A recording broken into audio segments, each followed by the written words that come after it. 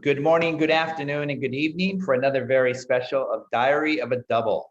This is the year-long journey of Antonio Argüelles from Mexico City to swim from England to France and then France back to England. He's going to do a flip turn at 𝐀𝐧𝐭𝐞𝐬, finish somewhere on the English shore to mariachis.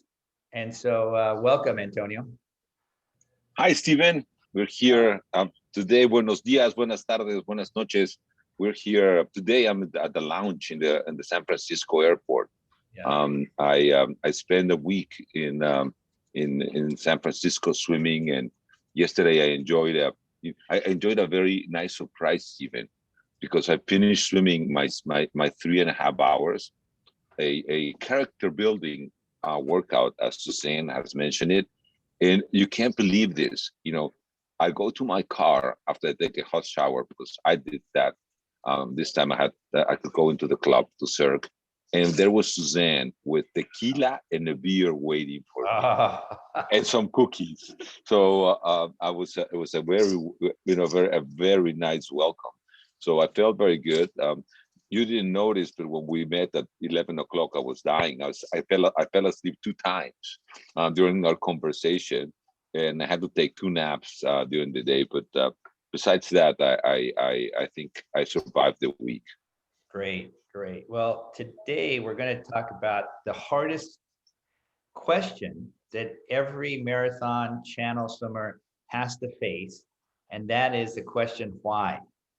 We understand, while you're a mountain climber, you want to climb to the top. There's a mountain is there, and you do it. We hear everything from swimmers or runners, they want to get faster in their particular event. But swimmers, I've heard everything in the book about why. Why do you want to do this swim? Antonio, you've done the English Channel twice. You've done the Ocean 7. You've done so many swims around the world. Why are you going to do 2 laps across the English Channel? I guess the easy answer is because I like it, because I enjoy it, because it's a lot of fun.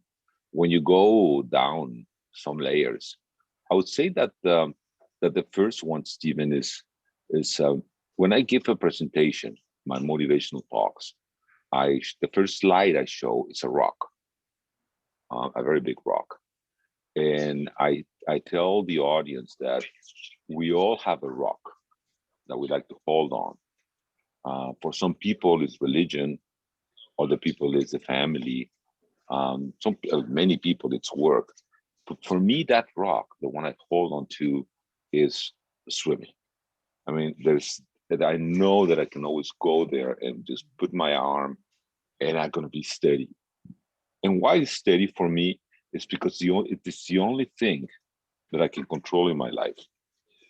I'm a businessman, and I there are many things that I cannot control in the market. I mean, the market has its own ups and downs, and the politics many times, the things that you do, and a lot of uncertainty. But swimming, up to the point that I go to the shore to do the swim, everything else is in my hands. I know that I have to work on it every day. I decide whether I want to go fast or whether I want to go slow. I decide whether I want to skip a workout or not. So I'm the only one who decides there, and that is very nice for me. Something that I really can have control. The second one is that, as I mentioned to you before, I'm in the process of handing over the day-to-day operation of my businesses. In the consulting firm, Jimena, she's my partner now. She's the CEO of the consulting firm, and in the other one of my businesses, some younger people are taking the day-to-day operation. So if I don't have something to think and to do, I'm gonna make crazy everybody at home. I mean, and I will go crazy. So I need to plan. I need to have something that to look forward. The third one is something that I've said many times as well. It's the issue that in my family, we have a long history of diabetes and hypertension. And when I was a little kid, I saw my grandfather collapse in the street by with a diabetic coma. One of my aunts lost her leg, and my father had a heart attack that ended his life because he didn't die, but after that his life was really, really bad. So I made a promise to myself that I would never, that I will always take care of my body, especially the way I drink and I eat. I rather exercise than not drinking and eating. So I have to do something to keep healthy. And then the last one is something that remember when we were in San Francisco, and I got the Man of the Year award. And what I mentioned that night is that when you have those ceremonies, they disappear very fast. I mean, you get your award, you get the pictures, you get the applause, and you go and put it in your house. But what really matters in my case is that it has given me a voice. When I was in politics and in public administration, I had a voice, but that voice always had a theme. I had to be on party lines or special interests that we were trying to get as we would do NAFTA or when I was on the campaign trail. But here, I can choose what are my voice, and I can choose which topics I want to talk about and what do I want to push. And what I've done in the last years has been physical activity. You and I remember when we were in Windermere, you and I talked about the problem in Mexico of diabetes. Mexico is in hypertension. 1 of 3 Mexicans has hypertension, and we have over 13 million Mexicans with diabetes. And people don't move around. I mean, we have a health problem because people are sedentary. So the idea of that we have to be physically active is something that every time I can talk about, I do. And then the other example is the foundation. I mean, when we started the foundation, everybody said, "You're crazy. I mean, you will have to put so many people from the governor down, in the table and make them all agree to it." And we did it. And that was the only reason I was able to do it is because I knocked at the right doors, sit down with the people that make the decisions. But probably if I hadn't done all the open water swimming that I've done, it would be probably more complicated for me. So those are the reasons why I enjoy it and I like it, and I'm very happy. And probably the last one, Stephen, is I can still be a kid. When you're in the water, you can be a kid. I don't need to be a grandfather. I don't need to be an adult. I have my stories that I can tell about my dragon and my parrot and my pirate friend, and I can do all those things, and I can be in a pool and I can race, and I can behave the way I want. And people always get upset with me. Some people get upset with me because they say, "Grow up, you're not a teenager anymore." But why couldn't I be a teenager anymore? I enjoy doing that. I mean, that's something that I'm gonna do until the end of my life. I mean, so that's why I enjoy swimming. Oh, that's a great answer. I'm glad we're recording this. This is that you covered mental, you covered physical, you covered what is important for you. You covered what is important for what you do for others. That was wonderful. Wonderful. Thanks, Steven. I never heard of that term. Everybody hangs on a rock, but it's so true. Yeah, just think about it. Everybody has something. It's a space where people feel comfortable, where people feel safe, and that's something that when Colosio was killed, it was probably it was a very sad moment, because not only was he killed, but the whole campaign was falling apart, and Mexico was falling apart. So that's when I realized how important swimming was for me, because some of my friends just went in and said, let's go and have a drink, or let's go and have more than one drink. And I said, no. I said, I'm going to go for a long swim. And I remember that day I swam for 5,000 meters. Oh. I just went, I asked them to open a pool for me. I could do that in those days. Yeah. And they opened a pool for me, and I went and swam for 5,000 meters because I just wanted to clear my mind. And that's when I realized that how much swimming meant for me, how important it was to in terms of my mental and physical health that would give me. Yeah. What's interesting about that is you obviously brought and developed and promoted triathlon in Mexico. But your rock is not a bicycle, and your rock is not running shoes. It's goggles and a swimsuit. Why do you think that's different? Well, there are different reasons. This is a funny one, but I'll tell you what. The first time I finished an Ironman, one of my best friends came with me, and he said, he's my compadre. You know, I'm the grandfather, I'm the godfather of his son. And he said, compadre, you know, triathlon is not for you. And I said, why it's not for me? See, you were about 1 kilometer away, and I could see it was you, because you're a refrigerator. You're not thin. You cannot run. So even though I run under 250, under 3 minutes once, and you know, and I was a very good runner, it doesn't, neither running nor biking gives me the same peace of mind. You know, swimming has an element of relaxing me, of that I enjoy it. The second reason is when triathlon started in Mexico, I was good. You know, I was on top. But then it was a big decision for me whether I kept being a triathlete or I would go into politics. I decided I would go into politics, and many of my friends became professional triathletes. And then I started competing in my age group, and I would be in the top 3, but I would never, you know, triathlon got so competitive. You look at triathlon today.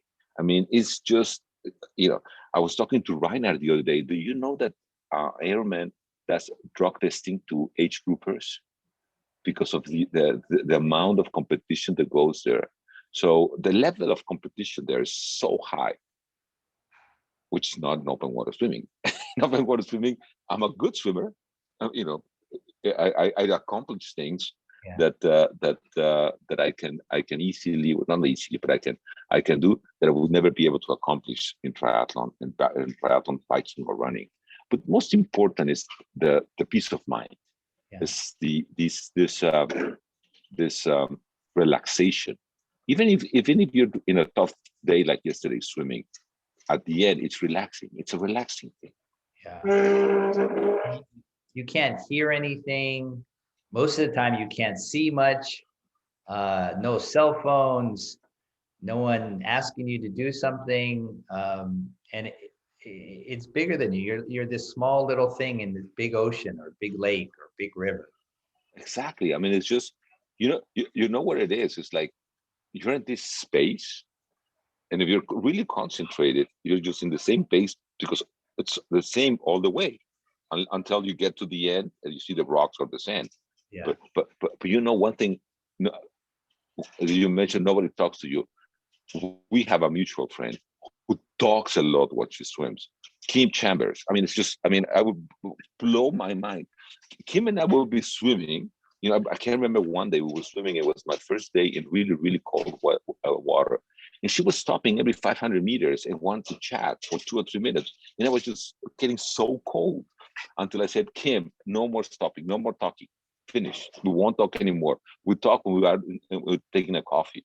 Yeah, but that's true. You don't have any disturbances. Yeah, I wonder if probably Suzanne knows this well, and so does Quinn. I would assume is we would have an entire conversation in the pool when we were age group swimmers or college swimmers or whatever, or master swimmers. We would jump in the water, maybe do a warm up, and we start a conversation, and then we do a set. Let's just say it's 10 100s. And you have 5 seconds or even 3 seconds, 2 seconds, and you say something, and then the other person listens, and then they go, and then they reply back to you. It's amazing how swimmers have these 2 or 3 or 4 second conversations in the middle of a workout, and everything flows very well. Susan, oh, we can't hear you. What were you saying? Unmute yourself there. Yeah, sorry about that. Yeah, that's so true. You have like these little snippets, and you get really good at saying these one-liners or telling a joke, and then you don't get the line for a little bit later. Yeah. But the coach would say, if you're not breathing, if you have enough energy to chit chat during that 5 or 10 seconds, you're not training hard enough. Yeah. So. But masters is so, yeah, that's so true, Stephen. But in the open water, you get to a certain, at least we do, you know, I'm not a chit chatter when we swim, just for why Antonio said, you just get cold. But we do regroup at certain points so that, you know, you take a head count of who's all there and you kind of catch up. You don't drop like in cycling. Sometimes you end up dropping somebody and really losing them. So we all kind of have a pod together because of safety reasons, obviously. But yeah, that's so true, Stephen. and the other thing I again, this is pool swimming as opposed to open water swimming, is I always used to love our kicking sets, because our kicking sets were after the main set. And the coach used to say, this isn't social time. Yeah. But I had put all my energy into a very hard main set. I had nothing left, and I would kick, and if anybody was close to me, I'd want to talk to them. So these days, we call it social kick. Yeah. Sometimes the coach will actually say, okay, we're going to go a 300 social kick. Got it. That's an okay thing to do. But it seems like now we're doing more and more kicking without our boards for shoulder reasons, for just body position reasons. But I do like kicking with the board for exactly that reason. You have a nice little chit chat afterwards. Mm-hmm. Yeah. Social sport, Stephen. I was so bad. I'm still so bad kicking, so bad that when we were kicking, you know, nobody would talk to me because everybody was in front of me. I was a loner. I mean, nobody talked to me. I was a loner. I mean, I was so bad kicking. Well, still, I'm very bad kicking. But you know what, Stephen? When I am in the pool, I don't like to chit chat during sets. That's something that people that work out with me say that I'm not fun there, that I'm too concentrated. But I just think, and I'm here, I want to be concentrated. I mean, I need to concentrate to be able to make the splits. And so I like to chit chat afterwards or before. Yeah. Well, sometimes there's arguments, like and you can relate to this, when let's say you're supposed to go 5 seconds or 10 seconds behind, but you always have that swimmer. Mm-hmm. Oh, no, yeah. 3 seconds behind you and loves to drag.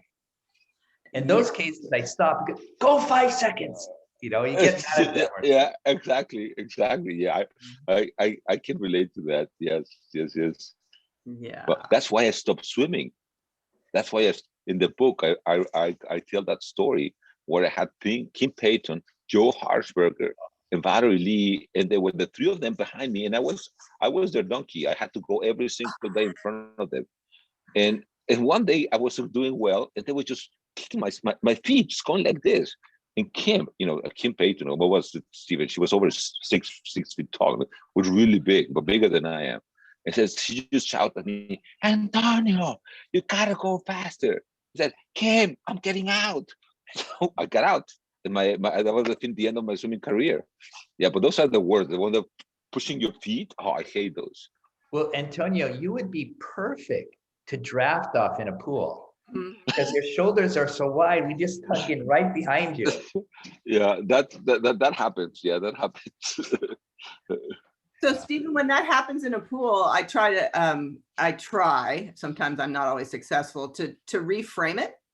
And if I'm in an open water race and I've got somebody on my feet, just to try and keep my composure and try and keep my wits about me and not blow a gasket. So I try to transfer it like, okay, this is open water training when somebody's whacking at your feet. And so I try hard to reframe it, but you know, after probably about 1,000 of that, then the gasket blows. Got it. Sometimes I'd go earlier than I should. So if I was going to 60 and the person behind me was supposed to go on to 5 seconds, Oh, yeah. Really go with the 2. And then I'd start leaving at the 57 or 58. Then they would start yelling at me. Oh, Why are you leaving early? I say, see, this is exactly what we're talking about here. That's a good one. That's a good one. A good idea. Yeah. The other thing we used to do, I saw this many times, is again, you're swimming in a race, Lake Berryessa, it could be anywhere, and someone's right behind you, just right behind you, and they're drafting, they know they're drafting, and every now and then they touch your feet. Every now and then they touch your feet. So what I used to do initially was kick hard. And then I realized I'm going to kick really hard, go really fast for about 10 meters, and then stop. And the person would try to, and they smash into my feet, and then I take off. That created some separation. Oh, you know what I do, Steve? And this is really fun. I think because, you know, as I said, when we're in the pool, there's always somebody who wants to race. So you taught me something that's really important. You don't have to draft behind somebody. You draft on the side. Yeah. So I draft on the side, and it's so beautiful because they don't know where I'm coming. And suddenly, zoom. Yeah. So because the draft here on the side is much better than the back. Much better. Much better. Yeah. Yeah. And that's why you see at the where was it? 2008 Olympics with Jason Hlizak. Jason Hlizak. Yeah. Wow. French guy. I never understood why the French guy stayed close to the main line. And Jason, you could see Jason, he was keeping up with, but once he broke that barrier, he just shot forward, and the French guy never moved over. I never understood that. Yeah, I saw that the other day again, and on a video. Yeah, that was a great race. Yeah. But I learned you taught me that, so now I use that. Yeah, but all of these things we're talking about, chatting or arguing in the water or thing, these are actually things that are really cool. It's like you said, it's our environment. And definitely. It's the environment of the swimmers, and we enjoy it. And it's fun for us, even though maybe it's aggravating sometime if someone's like Kim Payton is coming close to you, or Kimberly Chambers always wants to talk to you in cold water. But it's our environment, and I really enjoyed listening to your reasons why you want to do this and why you're going to swim to the shore with Guinness World Records there and mariachi band playing and people waving a Mexican flag. Well, hopefully that would happen. Yeah. And Suzanne, what's your why? Why do you do so many? I've been at this for goodness, over 40 years, but I shared with this, and maybe it's Antonio's analogy of a rock, but whatever's been happening, craziness in your life, when it was, going to school, going through transitions in life, maybe making not so good choices, I would always come back to swimming or the water. And, through life's transitions. Now the swimming has changed, it was, pool swimming, and then it was open water swimming and open water racing and all sorts of crazy stuff. And now I've come full circle, but I shared that it's kind of my time to myself where I clear my head and I just focused. This morning, it was beautiful. Yesterday was character building, but where was my head? My head was on the conditions in the water. And if there was anything else, craziness going on in my life, which there's not right now, but if there's anything else going on, the swimming is kind of like a mental health. I mean, they talk about it during the pandemic. It's like, that is your time to yourself with the mental health part. Swimming soothes the soul. And the other thing about swimming versus running versus riding a bike, you're your own person in the water. You have to propel yourself, and there's nothing that's going to give you physical hard feedback, like running, you're pounding on the pavement, riding, you're solid on the road. With a bike, with swimming, it's you. It's your, as you said, your goggles, your swimsuit. It's you having to propel forward, and it's very soothing. And working with my kids, one of the things that we do that have mental health issues is water is. Many of them are afraid of them because of the water, because they don't know how to swim. But it also is very soothing. because running is very harsh, as far as, like I said, pounding on the pavement, and water is soothing. You sit by a waterfall, sit by a spring. It just really takes your brain down to relaxation state. So that's what swimming's been for me. I mean, it's been different for different reasons. Now I'm kind of circling back into doing the fun open water stuff again, and being inspired by people like Antonio and others that that are mature in years, that are just doing some incredible swims. Yeah.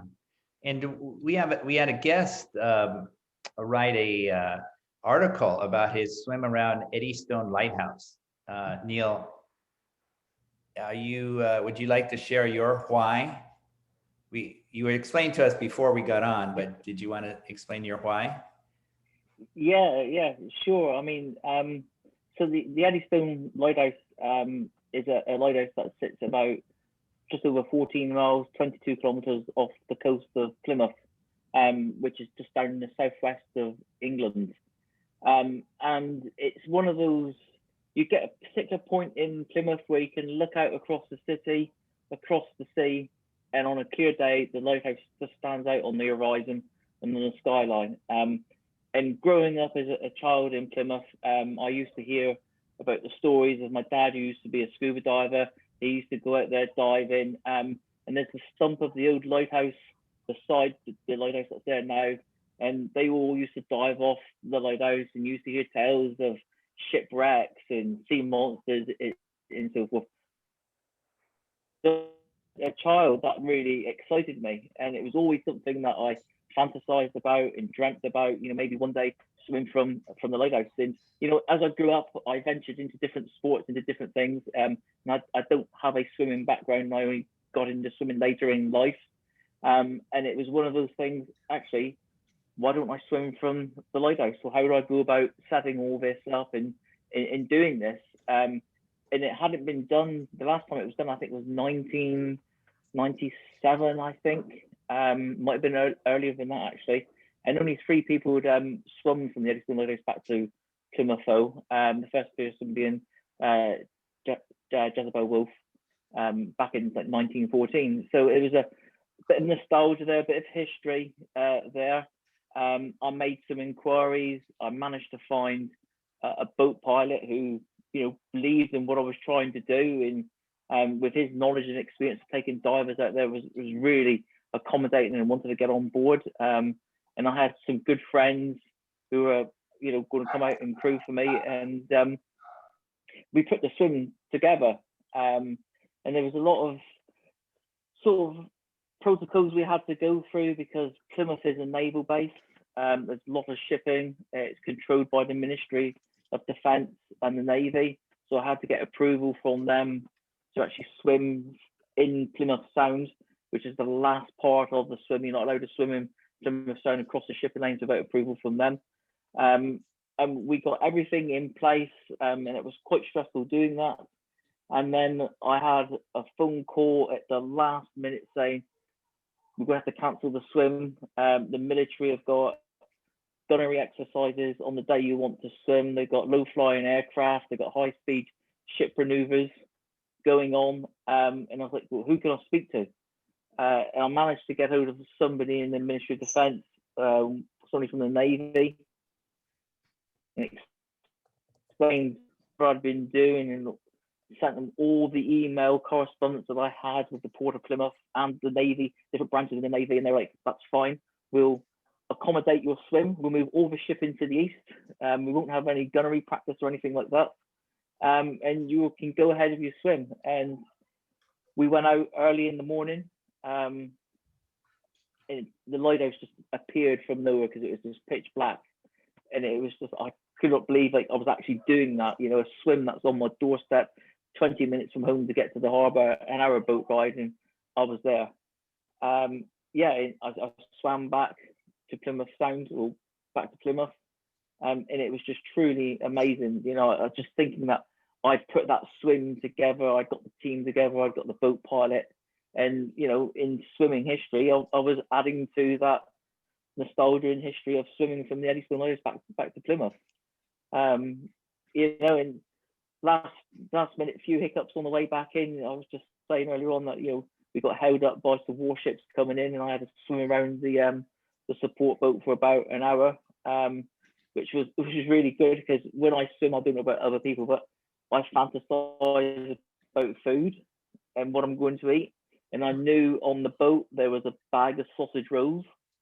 So when I stopped, my crew said to me, "Have a good feed, have something to eat." So I was getting them to pass me sausage rolls and a cup of coffee whilst I was feeding, and then made my way back in to shore, watched the ships to pass, and landed the swim. And I was over the moon. I was just totally elated with, you know, actually doing that swim.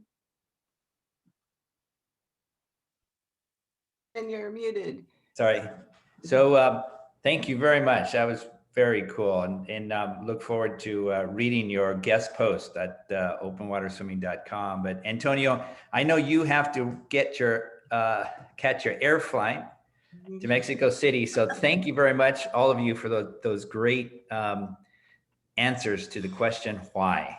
And we'll see you next week. Antonio, fly safe. Thank you. Thank you very much to all of you, and we'll see you next week. Okay, bye. Thank you all. Ciao, ciao. Bye. Bye.